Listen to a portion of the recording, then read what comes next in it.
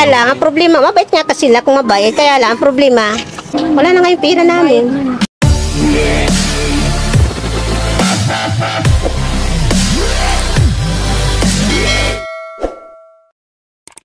Nakalimutan ko isama sa reactor natin na pwede magawa ng reaction video. Yan, si Coolwin. So ayun, what's up guys? Welcome back pong muli sa aking YouTube channel. Panibagong araw at panibagong vlog. Panibagong reaction video po tayo sa araw na ito. So for today's reaction video po guys, atin pong pag-usapan itong isang Kalingap Angel na na-scam.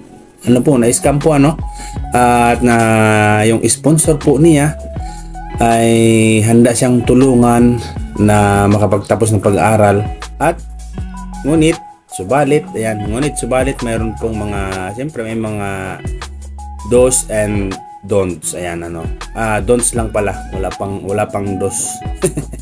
Hello po guys, magandang araw po mga Kalingap. Subscribe natin Coolwin.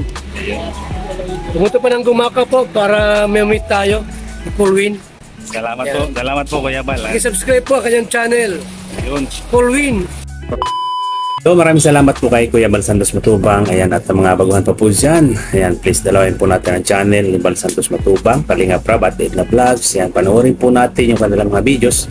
Dahil alam po natin sa isang panunod po natin ay para na rin po tayo nakatulong sa kanilang mga tinutulungan. Ayan, po. So okay, ito na po tayo ating reaction video sa araw na ito. So isa nga pong Kalingap Angels, ayan, isang member ng Kalingap Angels ang na-scam. Sino nga ba itong member na ito? At paano po nangyari yung scam na naganap sa kanila? Ayan, kilalanin po natin yan maya maya. At atin po munang i-welcome or ipakilala din sa inyo kung sino yung tutulong sa pag-aaral nitong Kalingap members o Kalingap Angels na ito. Pasok Ninang, pasok po. Hello po. Yan po, si Ninang Marilyn. Yan yung ninang ni Kalingap Rab. Kumusta? Saan dyan mo? Okay yan. Libangan po. Nay, natatandaan niyo po si Ma'am Marilyn? Ninang Marilyn, natatandaan niyo? Yung baga po, Hello. nag-sponsor ng scholar, pag-aaral. Scholar niya. Salamat po. So yun po yung sponsor ni Rosan sa kanyang pag-aaral, si Marilyn. Binisita niya itong sila Rosan sa kanilang munting kubo sa tabing dagat at siyempre kasamang Team Kalingap Rab. At yun, atin pa pong kilalanin kung ano yung mga offer nitong sponsor na ito. Bigating sponsor po ito nitong si Rosan. Tinanay. Kamukha mo, Rose. Kamukha ba kami? Pasok po kayo. Mukha daw kita. My long lost sister. Kamukha ba? Kawin nga sila. Kawin. Oo, nawawala daw anak ko sabi nila. Naman po ako. So anong plano mo? Ma-exam pa po ako ngayon. Anong course ang gusto mo? Doc po. Oo, kasi narinig ko dun sa sinabi mo dati na you're also interested sa nursing. Opo, kasi po ang mahal po ay hindi po caring. Hindi kasi kung gusto mo ng nursing, wala namang problema yon. Wow. Kasi, di ba, in demand kasi yun sa abroad. Which is in demand din yung teacher. Okay din yun. Pero ang nursing kasi, talagang yun. Malaki ang kitahan doon. Pag-isipan mo mabuti kung ano talaga yung nasa puso mo, yung gusto mo. Hindi kita didiktahan kung anong gusto mo. Kaya pag-isipan mo mabuti. Oo, kasi pag nag-sure ka, idediretso ko yung ibibigay ko kay Kalingap Rab yung tuition fee, babayaran niya ng diretso doon sa school. Kasi sa kanya kasi yung communication Ayaw ko kasi yung yung nagde-direct ako. Mag-inquire kayo. Oo. Kasi bigay mo sa kanya, okay? Hindi kasi ako yung tao na nagde-direct. Yan po yung sponsor ni Rose. Talaga namang napaka-generous. Pinapipili si Rosan kung ano yung gusto niya, nursing ba or education. At talagang kind sa mga kurso na iyon ay talagang susuportahan itong sponsor na ito. At napakaswerte ni Rosan sa bagay na yan dahil bibihira po ang mga kabataan or ang mga estudyante na nagkakaroon ng sponsor ano lalo na sa pag-aaral. Hindi po biro yung magpaaral ka ng isang estudyante lalo na kung private ano yung eskwelahan. So big opportunities po yan para kay Rosan ano na talagang kailangan niyang pagsikapan na matapos or talagang pagsikapan niya na hindi masayang ano yung pagtitiwala yung sponsor na ibinibigay or pinagkakaloob para sa kanya no. So congrats kay Rosan ano dahil yun isang chance na yun, malaking chance na talagang makatapos na siya ano ng kaniyang gustong makamit na kurso ano para sa kanyang kinabukasan. Hindi mo nang i-transfer. Ay, wala po. Ayaw po nila magpirma. Yung lupa. Pag lupa po daw, hindi sila pwedeng Okay, magpirma. paano po yung binayad niyo po? Nabayad na po kayo? Kaya nga. Bayad na, wala na yung pira. Pigbayad daw din daw sa lupa din. What you mean? Na ano ka, na-scam ka? Din naman po, nagyan po ang lupa. Kaya lang po, wala pong titulo. Sabihin mo na ngayon at may lawyer ako. Yung titulo po, ano, nasa kapatid. Kapatid pa daw. Hindi pa daw hindi nila Kasi papahat. Iyan naman po yung problema ano sa pabahay dito para sa kanila. Yung lupa ay nagkaroon po ng problema ano dahil parang ano yun siya mana. Ayan, mana ng magkakapatid ano na lupa, mana sa kanilang mga magulang. Mayroong isang kapatid na nagbenta, ano yun nga yung nabili nila. Ang problema nga lamang po ay hindi nakapirma ano itong ibang mga kapatid. Tapos yung yung lupa ay inaangkin ano po nung isang kapatid din na kanya daw yung mana. So doon po ay mayroong problema sa lupa ano na pagtitirikan o pagtatayuan ng bahay nitong sila Rosan. Kayo nakuha kahit papel na... Yun lang halos puntang barangay, ay galing ng barangay. Ang may pirma lang yung nagbenta ng lupa. Yun lang. Baka naman iska. Tapos nagpunta ako sa abogado.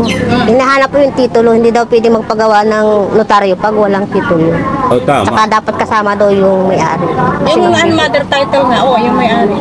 Hindi naman po sumama dahil wala daw siyang Tapos titulo pa. mo ng ID, ng government ID. Baka naman pag napatay na natin ang bahay. Kaya nga. Yun lang ang nahirap na. Problema talaga yan. Hindi naman pwedeng bawiin dahil wala na yung pera. Ang gawin Nila daw po. Kanila po daw yun. Mana? Daw yun ng kanya. inheritance. Mahirap kasi yung mga inheritance Kasi pag inheritance kasi, especially, meron silang mga kapatid. Oh, marami Ano, pa. hindi pa kasi Buhay pa. hindi pa nahati-hati yun, hindi sila pwedeng magbenta. Gawin Kaya lang, ang problema, mabait nga kasi sila kung mabait. Kaya lang, ang problema, mabuti kung buhay pa yung nagbenta ng lupa. Ay, wala nakapirma doon sa kasulatan. Eh, Kasi kung wala. Nay, nung bumili kayo, ang ginawa nyo dapat, alam nyo na maraming hindi pa nahati-hati. Ang ginawa nyo, lahat sana nung magkakapatid, pinapirma nyo doon. Hindi ko po kasi alam. Pagdating dyan sa lupa na yun, wala pa akong alam dyan. Wala na nga yung pera namin. Paano pa yan makukuha? yung pera namin. Sayang. Paano yun? Na-scam tayo. Kahit siguro yung barangay, wala naman yan. Kausapin niyo po. Napapirma niya yung mga kapatid. Walang pirma. Siya lang. So ang nangyari po pala yung nagbenta ng lupa sa kanila ay parang namatay na. Tapos syempre lupa yung ng magkakapatid, mana sa kanilang mga magulang. Narinig natin doon sa isa video na yun ni Kalinga Prab na inangkin naman ng isang kapatid na yun parang idinideny na na yun naman daw ay sa kaniyang mana na yung lupa na yun. So ang nangyari nabayaran nila yung lupa, tapos yung lupa nawala dahil yung nagbenta ng lupa ay namatay so ayan ang mahirap diyan dahil wala silang mga pinirmahan wala silang mga kasulatan. Hindi alam ng mga kapatid na bininta pala ng kapatid nila yon yung lupa. Yun ang mahirap dyan dahil walang pinirmahan, walang kasulatan na ito lupang ito nagbibili ni Pulano sa halagang ganyan. So alam ng mga kapatid dapat na bininta na yung lupang iyon para meron silang panghawakan. So malaking problema po yun. Malaking problema nga po yun kung pagtayuan na yun ng bahay tapos biglang bawiin yung lupa kasama pa yung bahay. Hindi mapapakinabangan yung bahay pagka ganun. So nawa naman yung mga kamag-anak o kapatid nung nagbenta ng lupa ay consider nila ano dahil alam ko naka-vlog po yun yung pagbayad nila ng lupa na yun. Consider sana nila na ibininta nga yun ng kanilang kapatid doon sa nanay ni Rose Ann. Ano. So guys, meron pong hindi naman po natin masabi na pagbabawal. Maaring sabihin na lang natin na kahilingan itong sponsor ni Rose Ann na kanyang gagawin kung siya po ay nag-aaral Siyempre siya yung sponsor, siya yung magsusupply ng lahat, magsusuporta ng lahat. Meron pong parang munti kahilingan lang itong sponsor. Panoorin po natin. Pala, Rose Ayan na. Ann, pag meron kang problema, sabihin mo kaagad, huwag kang magdiin. Oo, Kasi yun tama. ang ayaw ko yun pinakaayaw mo. Once na nasira mo ang tiwala ko, Tama. Oo. Yun hindi talaga. na kita kakausapin pa. Yun talaga. Hindi ako magre-reach out sa'yo. I'm done. Ganun lang ako Basta, no? Tapos ano pala, dapat sabihin mo ahead of time. Hindi yung now, kailangan mo ngayon mo rin sabihin. O yun. So agree po tayo agree po tayo dun sa hiling na yun ni Ma'am Marilyn So tama nga naman dahil sa yung sponsor, dapat alam niya or monitor niya kung ano man yung nangyayari dito kay Rose Ann at dapat siyempre open si Rose Ann kung ano man yung mga pangyayari sa kanyang buhay habang siya nag-aaral. Dapat yun nga wala siyang ililihim kung ano yung mga problema, dapat alam din ng sponsor tungkol sa kanyang pag-aaral so magandang po yun ni Ma'am Marilyn. Tama po yun para na rin po yun sa ika nga ay pagdisiplina kay Rose Ann. Kasi sayang naman po kung ang ating pinapaaral ay hindi nagiging maayos yung tinatakbo ng kanyang pag-aaral tapos yun na nga ginagastosan ng sponsor. So dapat give and take parang give and take yan ikaw ini-sponsoran ka, so ibigay mo rin yung best mo para naman yung sponsor mo ay ganahan at na matuwa sa iyo lalong-lalo na kung makikita ng sponsor mo na maganda yung mga grades mo, talagang seryoso ka sa yung pag-aaral. So ang sponsor gaganahan niya sa iyo talagang matutuwa yan So ayun po yun lamang po. And isa pa nating masasabi tungkol doon sa parang na-scam nga itong sila Rose Ann, yung nanay niya, yung mama niya mismo ang parang na-scam. So dapat kasi pag mga usaping ganyan, lupa, kwarta, yan, pagbili, dapat dinadaan yan sa legal. Dapat lahat dapat legal yung mga kapatid, mga kamag-anak, dapat dapat alam nung buong pamilya nung bibili mo ng lupa na ganyan ang sistema.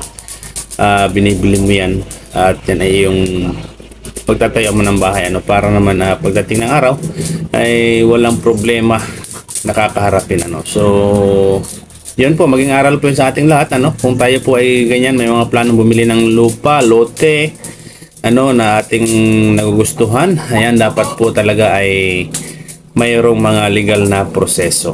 So ayan po, maraming salamat po sa inyong pagsama sa aking vlog sa araw na ito.